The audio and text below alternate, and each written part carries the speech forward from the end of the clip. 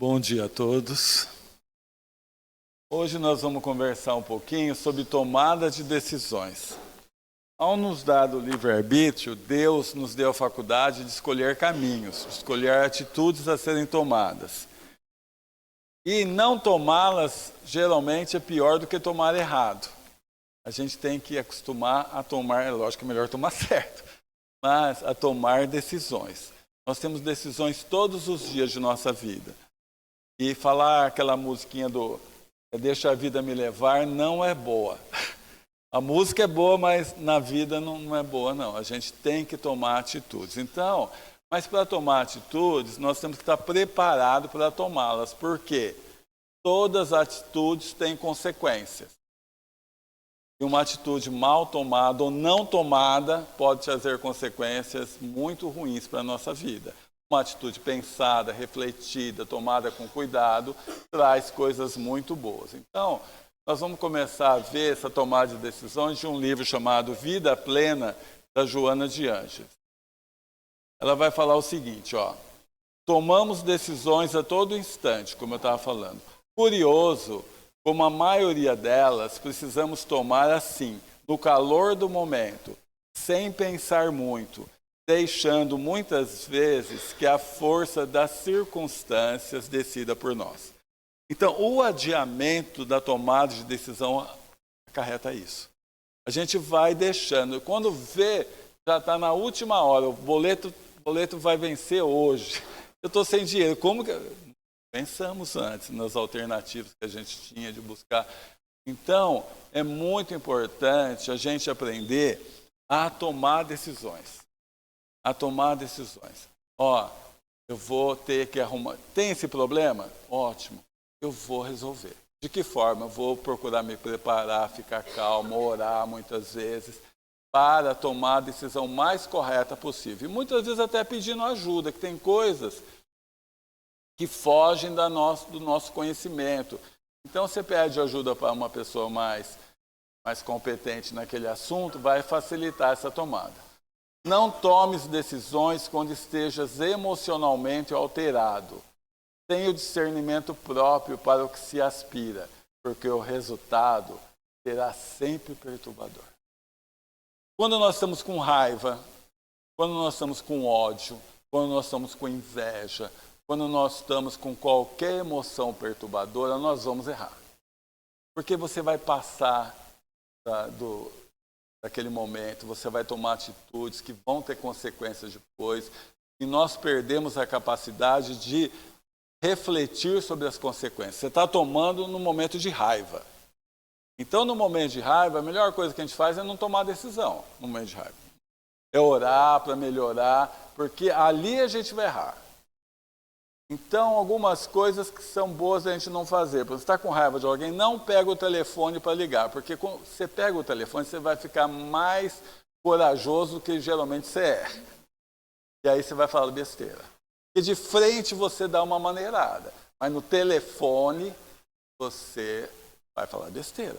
Então é hora de não telefonar. Calma. De hoje para amanhã vai mudar alguma coisa? Não, então vou até amanhã. E na hora do momento que você está com, assim, a pessoa te fez uma coisa, muitas vezes é uma coisa muito pequena, mas mexeu com o nosso ego. A gente já está com problema com ele, então você vai descarregar tudo na pessoa. Então você pode perder uma amizade de 20 anos. Um dia, meu chefe estava mandando eu fazer uma coisa no serviço que eu não concordava. Aí começamos a discutir. Aí um outro colega chegou para mim e falou assim, Edson, por que você está brigando? Eu falei, porque eu estou certo. Quase que ele pensou assim, mas é bem... Não pensa, né? Vou perguntar de novo, por que você está brigando, Edson? Eu falei, porque eu estou certo. Ele quer que eu faça uma coisa que não está certa. Aí ele falou, vou perguntar a terceira vez. Vale a pena você perder a amizade de 20 anos com ele por causa dessa porcaria? E aí que eu parei na hora. Porque muitas vezes você perde uma amizade, um casamento, alguma coisa por causa de um momento de desatenção, assim. Então, você não está bem, é hora de... Tem um livro psicografado pelo Chico, André Luiz fala o seguinte, ele fala assim, se você levantou mal aquele dia e não conseguiu se recuperar, entra no quarto, faz uma oração para Jesus. Senhor, manda uma amidalite. Para que eu não fale nada. André Luiz falou assim, quando eu estava numa reunião assim, né, fizeram essa leitura, eu falei, será que é isso? Dá para repetir? Eu falei, não, André Luiz falou isso. Você está mal, você está... Senhor, manda uma amidalite para que eu não fale com ninguém. Não jogue essa minha raiva, esse meu mal, coisa mal nesse momento para ninguém. Então a gente tem que tomar esse cuidado. Vai tomar uma atitude? Como que eu estou para tomar? A precipitação é companheira do desastre. Precipitação é companheira do desastre. O que é precipitação?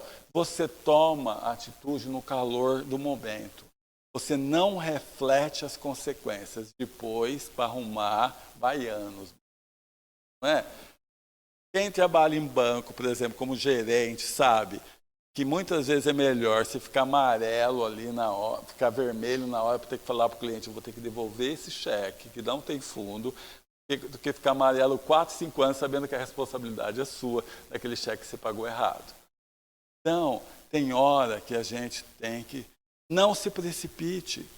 Sempre tem momentos. Pode ser que os momentos não sejam tão longos, mas tem momentos para refletir. Pensa melhor. Hoje eu não conseguia... Então deixa, amanhã eu tomo essa decisão. Mas pensa, não use a precipitação.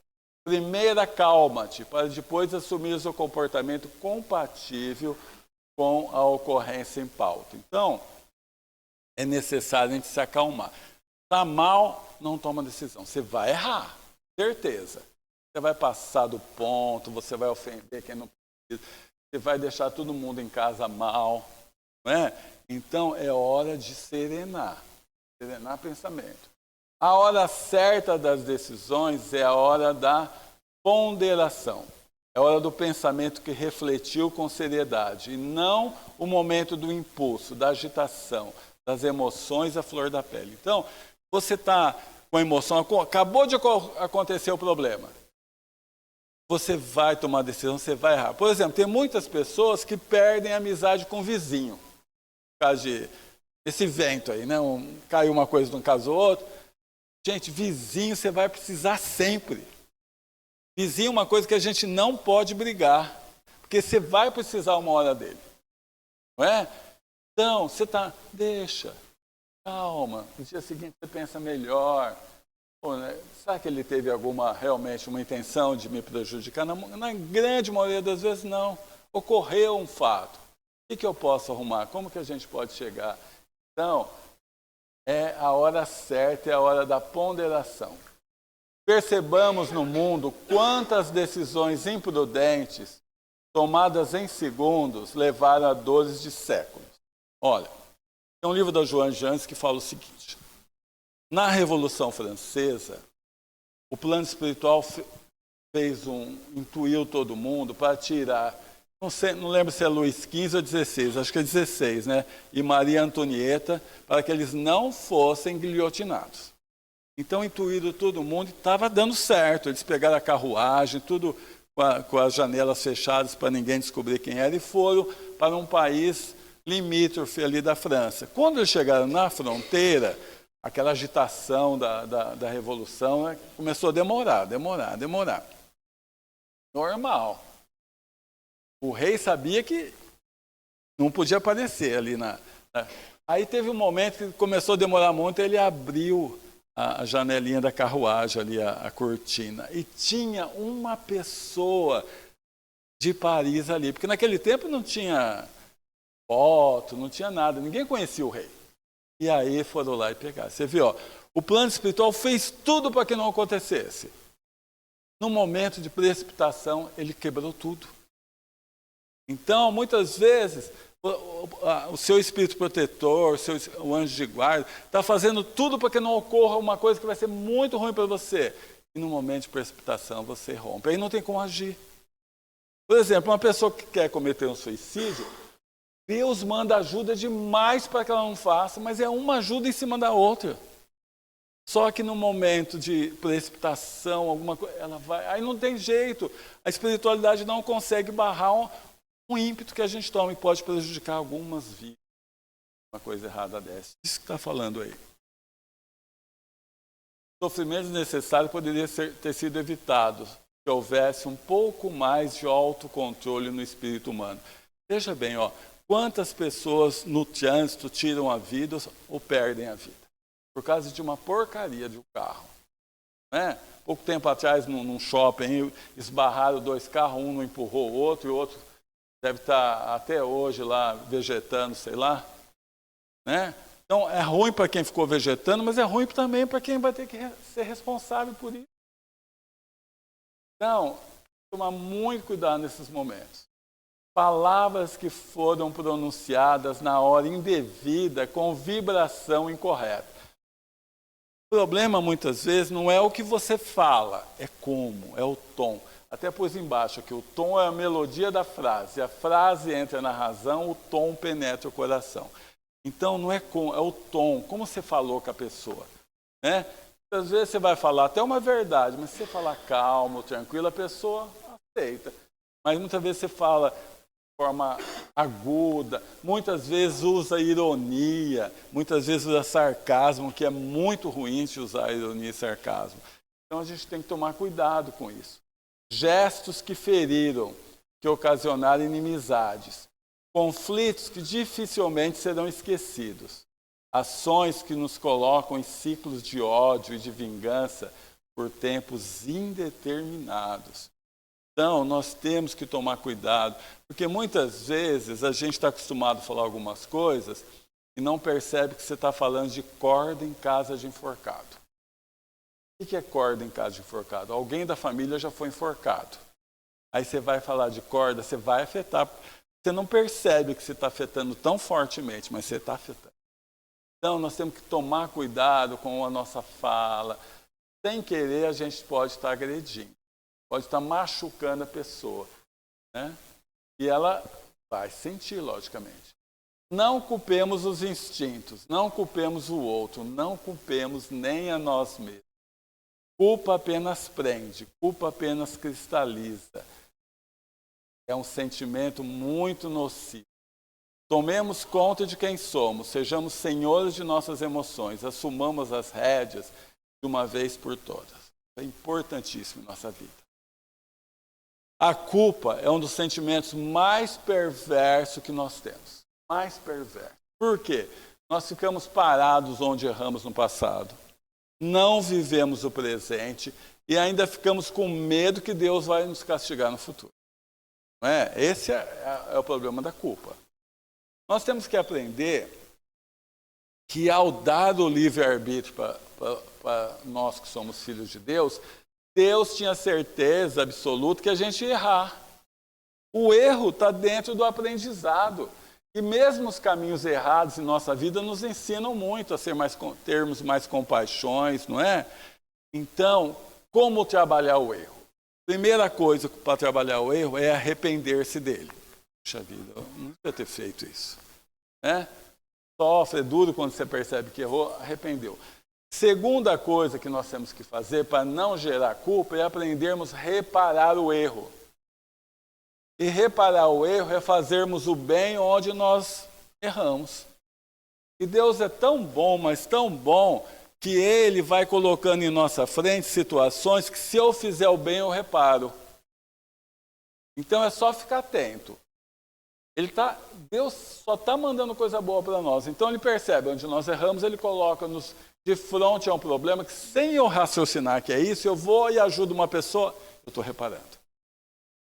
Então, é ficar atento. Não adianta querer ficar assim, ai meu Deus, e fica a vida inteira carregando essa culpa.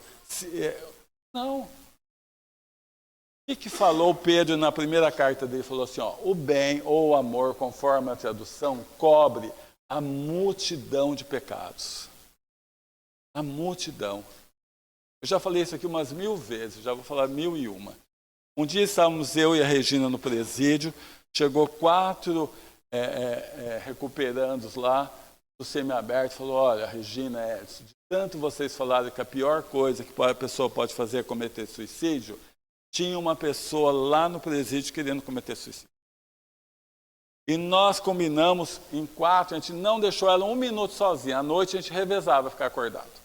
Até que ela desistiu. Foi verdade que a gente ia falando toda semana, e um dia a pessoa estava lá, a gente não sabia, falou, foi comigo, realmente, do jeito que o senhor falou aí. Então nós falamos para eles o seguinte, olha, nós nunca perguntamos por que vocês estão aqui, que não é problema nosso isso. Mas se um dia algum de vocês tiraram a vida de alguém, olha o que vocês fizeram agora, vocês devolveram. Olha como Deus é bom, que Deus é Pai. Ele deu a oportunidade daquelas 4 pessoas devolver a vida para alguém que ia tirar. De uma forma muito difícil, o suicídio. Então é isso que a gente tem que pensar. Sempre tem jeito. Não tem um problema na vida que não tenha jeito. Todo tem jeito. Tomemos conta de quem somos. Sejamos senhores de nossas emoções. Assumamos as rédeas de uma vez por todas. Ou seja, não adianta culpar mãe, pai, marido, mulher, nada para os meus problemas. O problema apareceu na minha vida, é meu. Para que ele apareceu? Só tem uma razão de ser. Para que eu me torne melhor. Só isso. Então, ele apareceu, o que eu vou fazer? Não adianta eu ficar, foi meu marido, minha mulher, meu pai, minha mãe, meu patrão. Não adianta. Não adianta eu ficar procurando culpados. Eu tenho que pegar, para mim, chegou na minha vida, eu vou resolver. Você tem facilidade? Lógico que não. Porque eu escolho justamente os temas que eu tenho mais dificuldade para falar. Então, mas nós todos temos que trabalhar isso em nós. A hora certa das decisões é a hora da oração. O humilde pedido de auxílio a Deus, que sempre nos envia respostas e socorro no momento. Você está com um problema? Para. Está difícil? Não faça nada. Se afasta um pouco. Pede para Jesus. Pede para Maria Santíssima. Olha, conseguindo. Me ajuda. Vai vir ajuda na mesma hora, porque toda vez que nós pedimos uma coisa que é boa para nós, Deus manda. É que muitas vezes a gente pede para comer a sobremesa antes do arroz e feijão, aí Ele não vai mandar. Mas se nós estamos pedindo uma coisa que é boa, então você está com problema, nossa, se afaste, acerene os pensamentos. Mas tem um problema, nós não podemos cair. Muitas vezes nós oramos, mas a gente continua desesperado. Não vai ouvir a resposta. Porque ela vem numa forma sutil, no pensamento, alguém que te fala, uma placa que você lê. Uma vez foi uma moça falar no meu serviço, não era de religião, não. Ela falou, você está com problema, começa a ler placa. Alguém, uma placa lá que não tem nada a ver com o seu problema, mas tinha uma frase lá que dá certinho para vocês. Vão intuir, olha aquela placa lá. Tá certo que se tiver uma CPFL antes, que era Força e Luz, ajuda bem. Mas você tem que ficar atento, porque Deus vai mandar alguém que te chega. Assim, ele não está nem sabendo o seu problema. Ele fala uma coisa assim, ele te resolve. Você serenou, você deu tempo para Deus fazer a parte dele. Agora, se você continuar revoltado, se você continuar desesperado, com ódio, não vai ouvir. Aí você fala, Deus me ajuda. Deus não ajuda. Eu peço, nunca ajuda. Nossa, ele está tentando demais, mas a gente não conecta com a ajuda. A hora certa das decisões é a hora da cabeça boa. Nem quente, nem fria. Caramba, o que a Joana Leandro está falando? Nem quente, tudo bem, nós estamos falando até agora. E fria? Por que ela falou que não tem que ter cabeça fria? Porque a cabeça fria, muitas vezes, é a cabeça de quem não quer tomar decisão. Deixa, vai. Amanhã eu tomo, só vai piorando.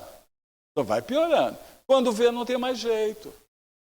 A mulher é advogada, ela trabalha só com defensoria. Só cai problema assim de pessoas bem com complicação, né? A pessoa deixa de pagar condomínio, por exemplo. Pior coisa que pode fazer num prédio. Pagava 70, 80 reais de condomínio, esses condomínios bem baratos. Quando ela vê, está devendo 5, 6 mil, não consegue pagar e perde um imóvel. E ela vai sair dali para pagar aluguel de 800, 900 reais. Não é? Então, são coisas assim que você vai, deixa, vai, vou deixar. Não tem esse negócio de deixar. Por isso que ela fala, não pode ser uma cabeça fria onde você não toma decisão. Também não pode ser quente. Então, ela falou, a hora das decisões é a hora da cabeça boa. Nem quente, nem fria, mas entendedora da vida e de seus mecanismos. Esta é uma vida de lutas, de provações, de aprendizado. Evitemos criar expectativas ingênuas de uma vida sem embates, sem problemas, sem desafios. Gente, nós não pedimos vida fácil, porque vida fácil não faz a pessoa ir para frente. Nós pedimos vida difícil mesmo. Eu trouxe até uma coisa aqui do nosso lar. Ó. Nosso lar, no penúltima lição, antepenúltima lição, eles estão, André Luiz na casa da dona Laura, que hospedou ele, mãe do Lísias, e eles trouxeram à noite um aparelho que o futuro marido dela, que foi marido na vida anterior, ele já tinha reencarnado, estava com 6 ou 8 anos, não lembro. Então, depois da 1h da manhã, no sono, ele saiu do corpo, como vou até falar na próxima vez que eu vim falar com vocês sobre isso, e veio falar ali, eles puseram o tipo de uma televisão mesmo para falar, para que as pessoas a vibração de saudade não afetasse ele quando ele voltasse para o corpo. Mas ele foi lá. Olha o que ele fala para os filhos. Ó, quando o Globo começou a apresentar de novo os mesmos tons acidentados, ouvi Ricardo, que era esse moço que já tinha reencarnado para ser marido da dona Laura, pai dos filhos que iam reencarnar depois, clamando: ah, filhos meus, alguma coisa tenho a pedir-lhes do fundo de minha alma. Roguem ao Senhor para que eu nunca disponha de facilidades na terra, a fim de que a luz da gratidão e do entendimento permaneça viva. Então ele falou assim: ó, não quero moleza, não. A nossa família, nós mesmos escolhemos a família que a gente ia ter. Quem que veio junto conosco? Aquelas pessoas que nós muito amamos, mas muitas vezes aquela pessoa que a gente tem uma dificuldade danada de se reconciliar com ela. Ficamos muitas vidas sem conseguir, aí ela entra na nossa família. Mas já pedimos isso sabendo que ia ser difícil, mas agora eu vou reconciliar com ela. Então é muito importante a gente pensar nisso. Agora eu queria falar com vocês também sobre Se Querer Retamente, do livro Plenitude, da Joana de Ângeles. Porque o querer, nós temos... Vou voltar aqui, mas eu vou falar bem rápido. Nós temos 3 forças da alma, segundo Leon Denis. O saber, que a gente aprende estudando e trabalhando. O sentimento, que você aprende convivendo. Não dá para aprender sentimento estudando. E a vontade, o querer, que vai ativar essas 2 forças. Então vocês podem ver da importância da vontade, é o seguinte: muitas vezes o CDF da faculdade não é o que se dá melhor na vida depois da faculdade, não é? Pode ver quem fez.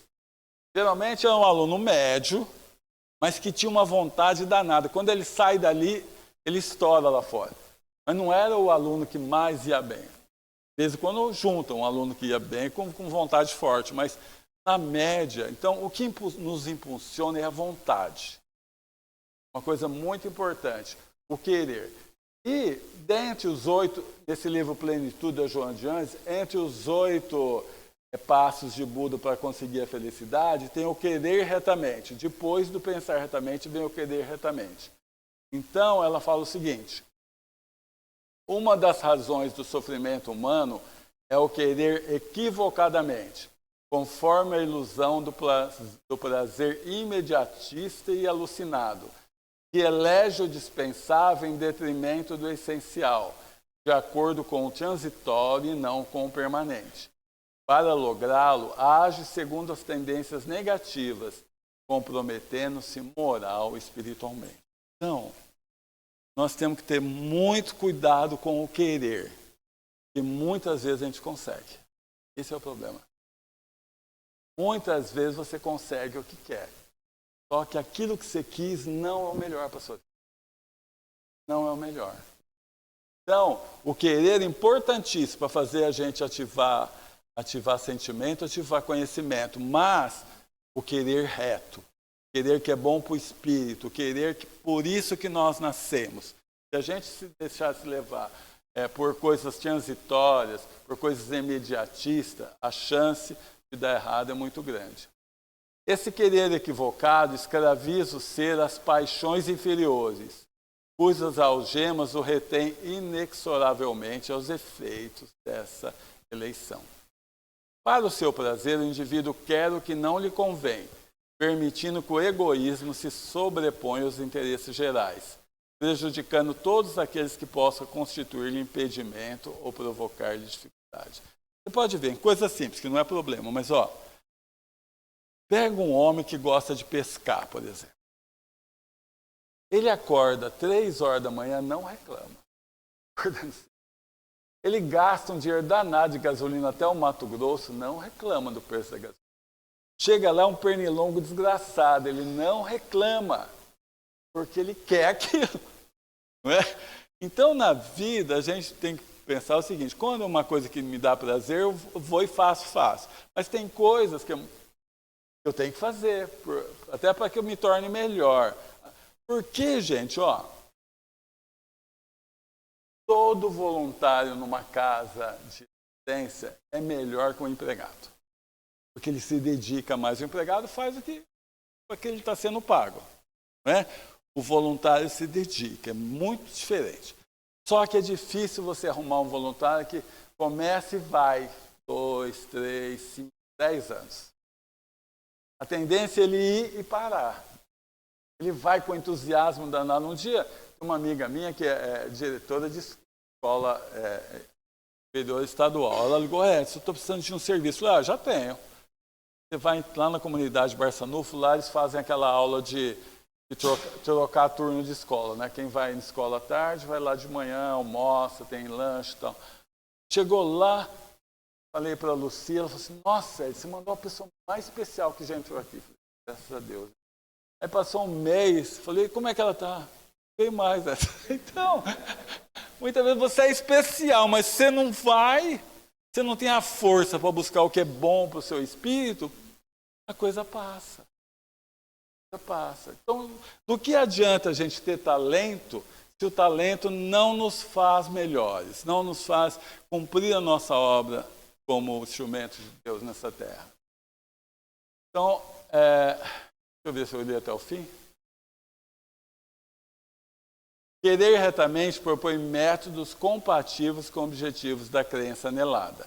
Os meios incorretos não são justificáveis quando usados para fins nobres, porquanto degeneram os ideais que devem permanecer puros. Ou seja, os fins não justificam os meios.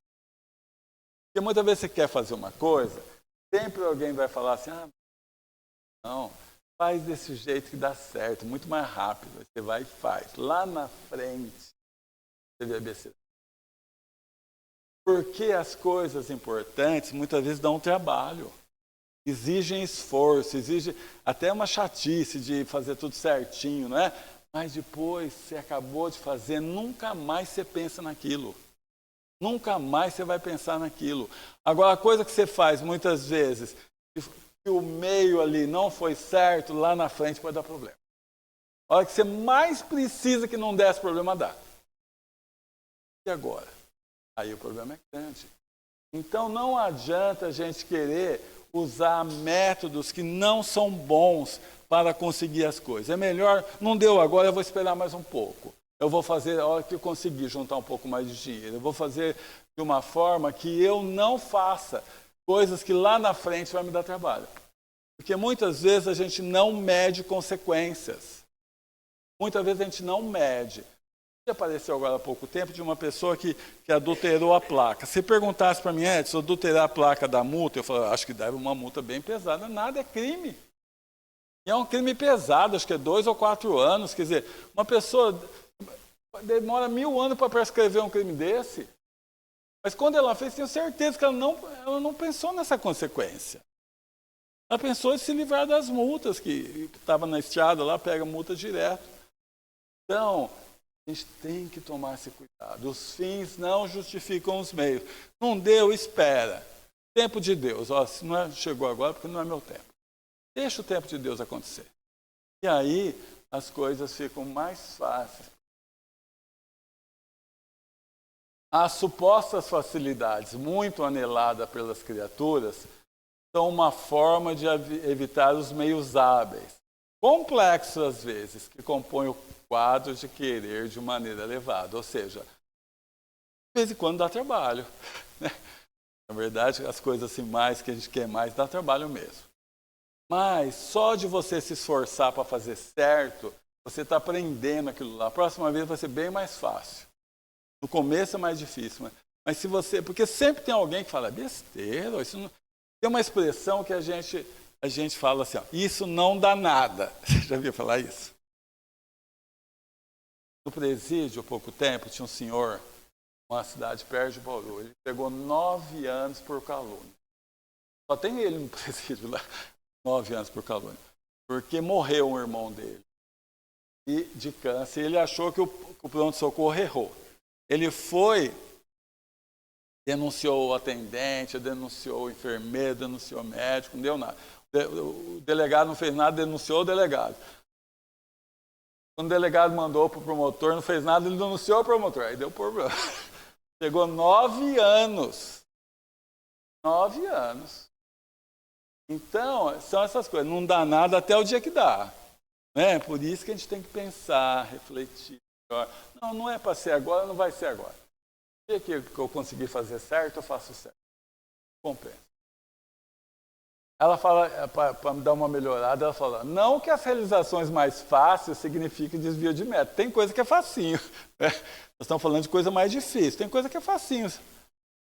Elas ocorrem a miúde, como é natural, não devendo tornar-se regra geral que desencoraje as demais que propõem esforço, persistência e sacrifício. Ou seja, uma pessoa que consegue... Muitas vezes a gente fala assim, nossa, essa pessoa tem tanta coisa, parece que ele conseguiu de forma fácil, né?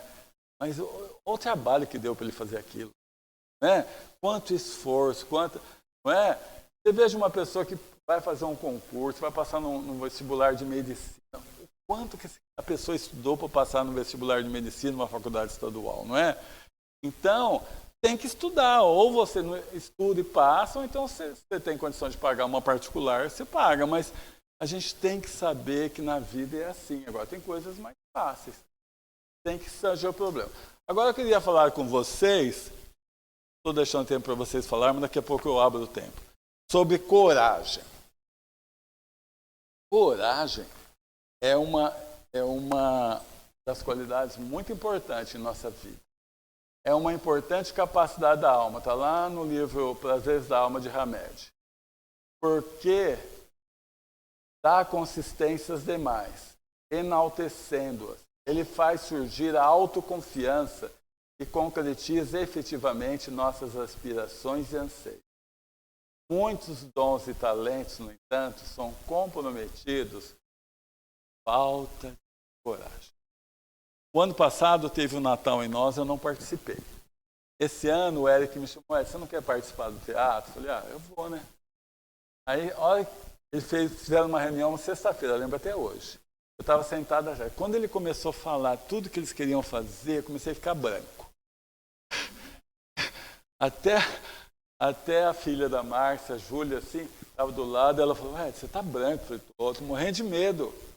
Como esse menino não tem medo? E olha, só com coragem para fazer o que ele quer. Ele e a Regina que estão aqui, só com coragem, muita coragem, porque ninguém imaginava que ia dar tão certo. Mas também com um esforço do caramba. Ficar ensaiando todo domingo das 2h30 às 7h, durante a semana, terça-feira, quinta-feira, e o coral ensaiando, e nós ensaiando. Né? Muitas vezes dá 1 hora de apresentação, acabou. Mas é assim. Então, a gente tem que ter coragem, porque todos nós temos o talento, o dom. O que é um dom? O dom é o que nós já fizemos em outras vidas. Nós já aprendemos em outras vidas. Naquilo eu sou bom. Mas eu tenho que colocar em prática, eu tenho que buscar fazer. É lógico, me preparando, fazendo as coisas certas, mas buscar. Não ter medo. Usando os meios corretos, mas ir fazer. Como é que eu faço? Como é que eu começo? Eu vi o Eric tem uma que é talento, porque ele nunca estudou teatro. O dia que nós fomos apresentar no teatro, eu cheguei um pouco mais cedo e eu vi ele marcando as luzes. Parece que é coisa besta, né? Mas no teatro a luz é tudo. E ele falou, não, eu não quero essa luz, eu quero essa. Eu falei, nossa, ele aprendeu isso, ele nunca estudou. Olha o talento como vem de outra vida. Mas se ele tivesse, não vou fazer isso não, deixa isso aí, né? Teria saído.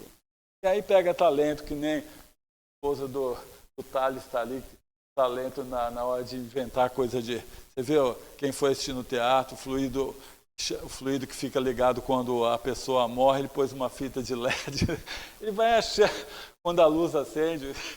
Então, você vê, como sai da cabeça dessas pessoas, porque tem talento, tem medo de pôr para fora o talento.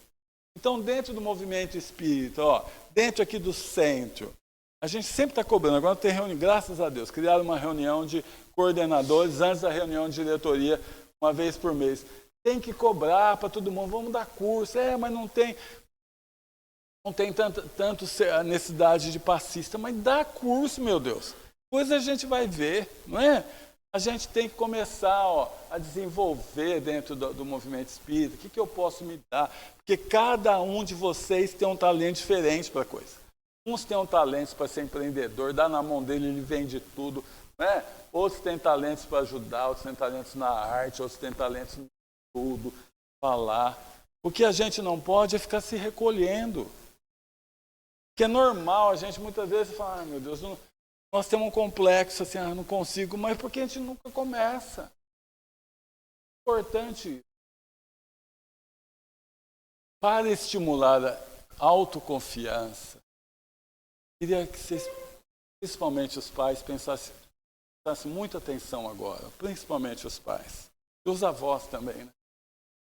Para estimular a autoconfiança e a coragem de tomar decisões no adulto, seria necessário que, desde cedo, as crianças não fossem educadas com grande dose de controle ou aprovação. Esqueci o nome dele. Tem um médico em Belo Horizonte. Ele fala o seguinte. Ele tem muitos vídeos de evangelização de criança. Fala que os pais... dele, os pais nunca deviam levar filhos para hotel all inclusive nas férias. Porque quando chega em casa, minha cama está ruim, meu chuveiro é ruim, comida é ruim, ele fala, vai numa como chama quando não é hotel, é pousadinha, e vai passear com essas crianças. Então ele foi numa cachoeira que tinha umas pedras assim para subir. Aí ele falou para o sobrinho dele, você quer ir com o tio? O menorzinho. As mulheres eram maiores. Só que eu não vou te dar mão. Tio, eu quero. Aí ele deixou, lógico, as pedras maiores, ele estava ali perto, mas ele não deixou. E o moleque subindo. As outras irmãs, o pai segurando a mão, caía, e o moleque subindo. Chegou lá na frente e ele falou assim, olha, como o moleque ficou bem de ter chegado sozinho lá. Aí eu apelidei ele de Calango. E ele adorou o apelido, porque é sinal que ele conseguiu. Então, tem coisas que a gente tem que deixar nossos filhos. Lógico, você não vai deixar em coisas perigosas, mas dá uma raladinha no joelho, dá uma topada não vai jogar bola, topa numa pedra, a unha sai inteira. Isso aí não faz mal, não. Ou faz mal? Hã? Então, porque, gente, nós estamos muitas vezes criando filhos moles demais. Nós estamos criando filhos moles e repercute lá no Amor Exigente, onde eu vou. Eles não sabem tomar decisão na vida. Eles têm medo de problema. O que parece problema, ele não consegue, ele vai para a droga. Então, nossos filhos, nós temos que deixá-los evoluir, eles mesmos. Porque a gente, tudo tem que pedir para o pai e para a mãe. Pronto. Você tirou toda a capacidade dele de escolher, de tomar decisão. Tudo que ele vai fazer tem que ser o pai e a mãe mostrar. Então, isso é muito importante. É lógico, é o que eu falei, não vamos deixar fazer coisas que podem correr riscos grandes. Mas, coisas que a gente sabe que não corre risco muito grande, deixa a criança. Deixa ela inovar. Isso que ele está falando. Contudo, se uma criança cresce... Vamos voltar, começar de novo. Para estimular a autoconfiança e a coragem de tomar decisões no adulto, seria necessário que desde cedo as crianças não fossem educadas com grande dose de controle ou aprovação. Contudo, se uma criança cresce sentindo que não pode em nenhuma circunstância decidir, que em nome dos bons modos ela precisa a todo momento pedir autorização dos pais para agir, são plantadas nela sementes neuróticas de insegurança, medo e falta de confiança. Então nós temos que deixar ela, né? Pai, eu vi isso daí, um dia a gente estava, onde estava? Poços de Caldas, tinha um negócio que vai andando lá em cima, assim, como chama? Teleférico. Não, aqueles montam um negócio, você vai em cima da corda, assim, ó. Alboline. Aí, eu vi uma menina, nunca tinha ido. Ela subiu naquilo lá, você nunca vai, coisa balança assim. Mas a mãe ficou tranquila, só olhando. Porque aquilo lá eles amarram um monte de coisa, se cair, só fica com vergonha, né? Mas segura.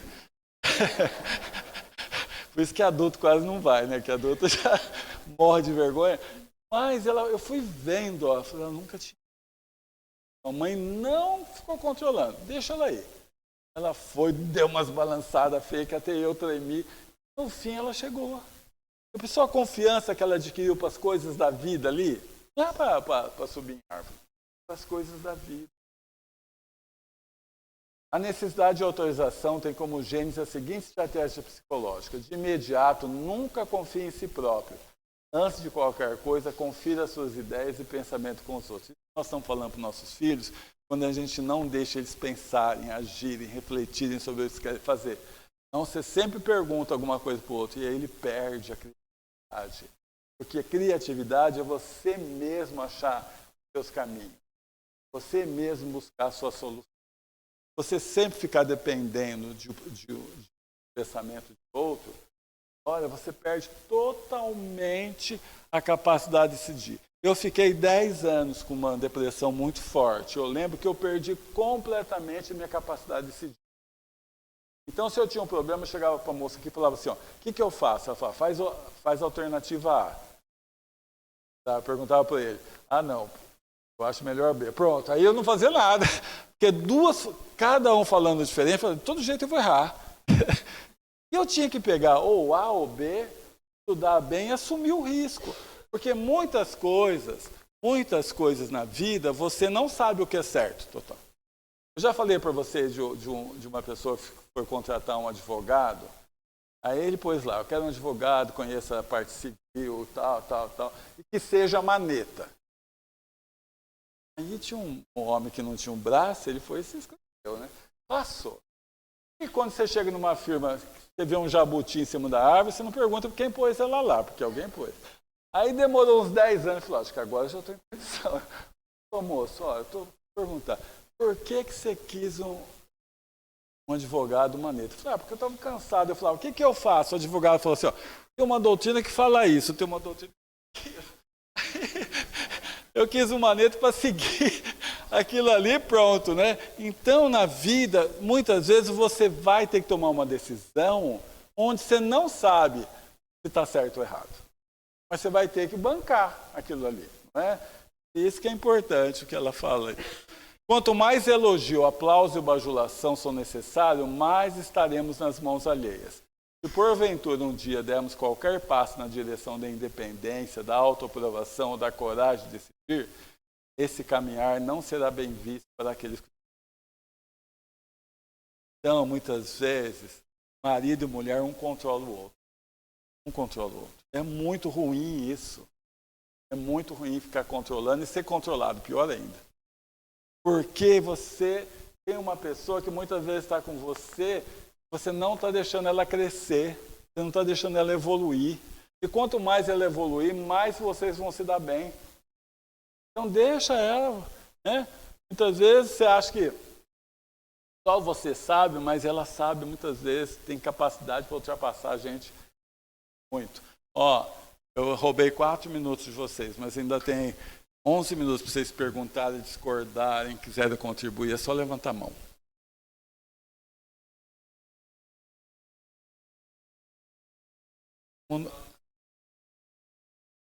Ela não deixa. Olha lá, Fabiana, lá. Tá certo, né, Fabiana? Tá certo. Eu vou ficar quieto. Eu conheço quem falou, então fico quieto. Fora esse xiste de meu amigo aqui, alguém quer contribuir, quer consultar, quer perguntar, quer discordar, nós estamos aqui aprendendo também. E eu sempre falei assim, ó, não é assim que funciona, mas nem um pouco assim, mas eu falo assim, ó, quando eu fui para nascer, eu não entrei na fila da coragem, né? Eu excluí essa fila aí. Então, mas é uma questão de a gente acostumar a sofrer risco, porque viver é um risco. Viver é um risco. Eu lembro uma vez, eu acho que os mais velhos lembram que uma mulher morreu em Bauru, que o avião caiu em cima não sei se foi do carro dela, né? Então, não adianta você ter medo do avião, um dia o avião cai em cima de você. Ué, não é? É um risco. Você não sabe o que pode acontecer. É lógico, muitas vezes você tem que tomar uns cuidados, mas é risco a vida. Muitas vezes você está vivo hoje, amanhã você já não está. Estava tudo programado para você desencarnar. Aconteceu. Voltando para vocês, que não estou falando. Pois não. Sim. Isso. Isso.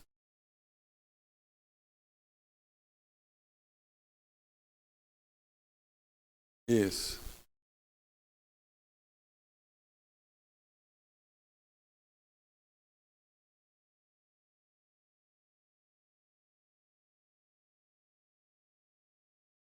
Isso.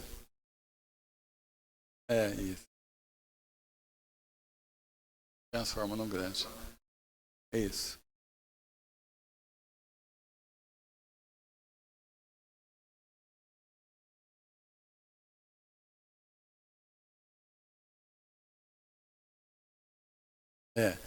É que é assim, ó. O que você falou mesmo. Se você for no hospital espírita, tem muitas pessoas internadas lá por medo da liberdade. Eles não têm medo da liberdade. Eles têm medo da responsabilidade que a liberdade traz. Porque muitas vezes é melhor você não fazer nada, não é? Você não corre risco, você não faz nada. Só que isso é um grande engodo. Porque você não progride, você não se desenvolve nessa vida. A gente tem que aprender a correr riscos. É lógico, pensando bem, tomando todos os cuidados e percebendo, ó, os fins não justificam os meios, como foi falado ali pela Joana de antes. Então, se for para mim conseguir uma coisa que eu vou ter que usar um fim não correto, porque nesse exemplo da placa, ó, a consequência foi muito pior do que ele imaginou, mas estava errado, né? Então você sabe que porque não tem como uma coisa certa ser errada e uma coisa errada ser certa. Nós temos essa condição de saber se uma coisa é certa ou uma coisa é errada. Porque quando nós não temos, a nossa consciência não exige reparação. Como falou Paulo na sua carta, são-te perdoados os tempos de ignorância. Enquanto você não vivenciou aquilo e erra, a consciência não deixa, ele não sabia. Mas quando você já tem condição de acertar, ela exige reparação. Então, a gente tem que fazer o seguinte, ó, o que eu consigo fazer, eu vou decidir e vou fazer, mas de forma correta, mesmo dando mais trabalho. Você é doido, você é bobo, todo mundo faz.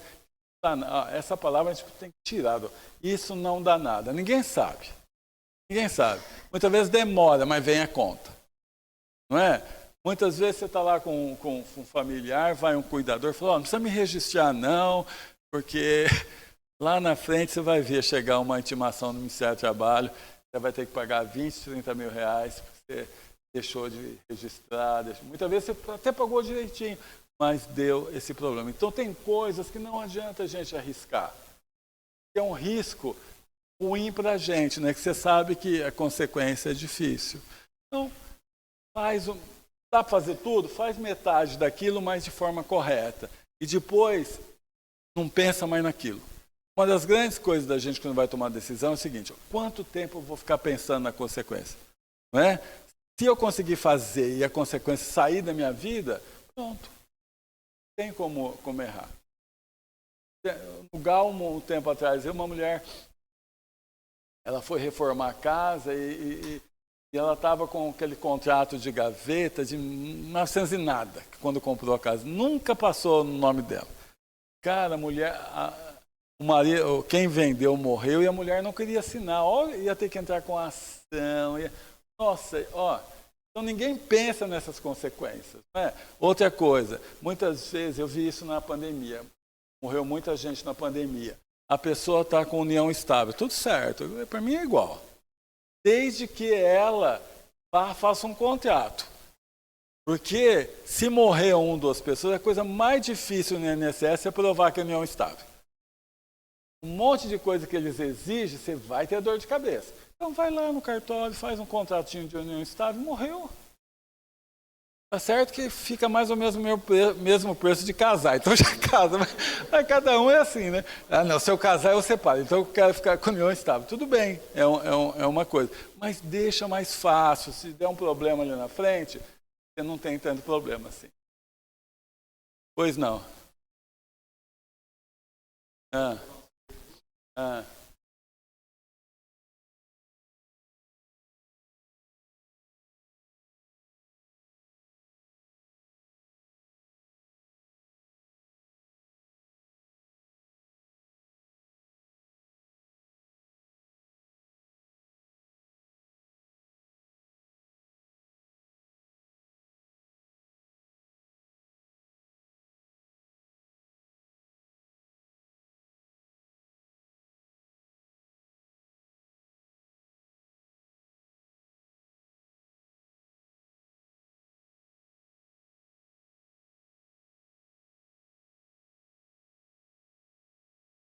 Então, o presídio a gente aprende muita coisa. Um dia no presídio fizeram essa pergunta para mim. Edson, eu gosto de pular de paraquedas. Se eu morrer, vou ser considerado suicida? Eu falei, ai, que pergunta, né? Falei, eu vou pesquisar. Ó, você vê, chega essas perguntas, você não está preparado para receber. Ó, eles falam o seguinte, depende tudo da intenção, né? Você tinha alguma intenção, sua intenção era aparecer para os outros, você está correndo risco. Mas vamos dizer que você queira fazer. Primeiro, qual a intenção sua? Primeiro, ó, eu falei para ele, ó, não vai ser considerado suicídio, mas pelo amor de Deus, confere primeiro direitinho o equipamento, não se precipita, não queira fazer as coisas. Então, desde que você toma todas as coisas certas, não vai ser, pois não, bem.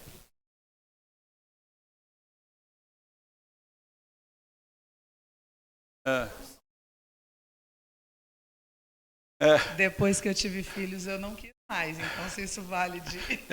Eu também não pularia nunca, mas... Eu queria. Tem gente que gosta de ter essa adrenalina, né?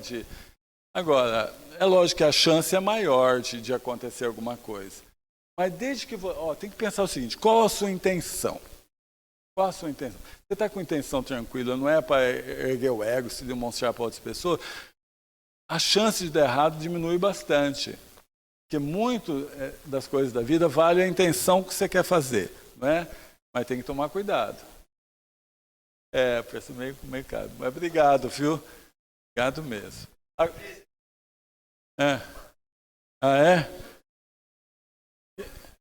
E você foi? Aí, ó, pronto. Isso, Não, tinha que ir junto, senão você podia ter outra intenção, né? Tô brincando, pelo amor de Deus. Tá. Se quiser mais perguntas, o pessoal está chegando. Então, gente, ó, você ser corajoso não é sinônimo de ser inconsequente. Primeira coisa que tem que pensar. Não podemos ser inconsequentes, ou seja, não prever as consequências dos nossos atos. Porque muitas vezes isso não é coragem, é inconsequência. Né? Você vai fazer uma coisa que tem chance de dar errado e você não... A chance é grande. É inconsequência, não é coragem. Coragem é você pensar bem, saber meditar nos problemas, tudo, porque tudo pode dar errado, mas você pensou em tudo, você está querendo fazer uma coisa porque você acha certo. É diferente. É diferente você arriscar, você ser inconsequente. Então, inconsequente é quando você não prevê as consequências que você está fazendo. Aí o risco é grande. Agora, se você previu tudo, fez tudo certinho, da importância. Tem até um filme que fala isso, né? De uma pessoa, ou a história verdadeira, que ele foi na guerra, ele fez um monte de coisas boas lá. Ele estava dando uma palestra, uma pessoa levantou a mão e falou assim: o senhor não me conhece, não está lembrado de mim? Ele falou: não. Eu que dobrava seus paraquedas. Então, você saiba quem dobra seus paraquedas em tudo na vida. Ou seja, quem está te ajudando para que dê certo. Tem que ter alguém te dar. Muitas vezes, seu marido ou sua mulher ali está fazendo tudo para que dê certo. Então, muitas vezes, ele que está dobrando o paraquedas. Então, se tiver uma pessoa boa que está dobrando o paraquedas, fica tudo mais fácil. Eu vou passar agora. Você que vai fazer a prece final, né? Anete.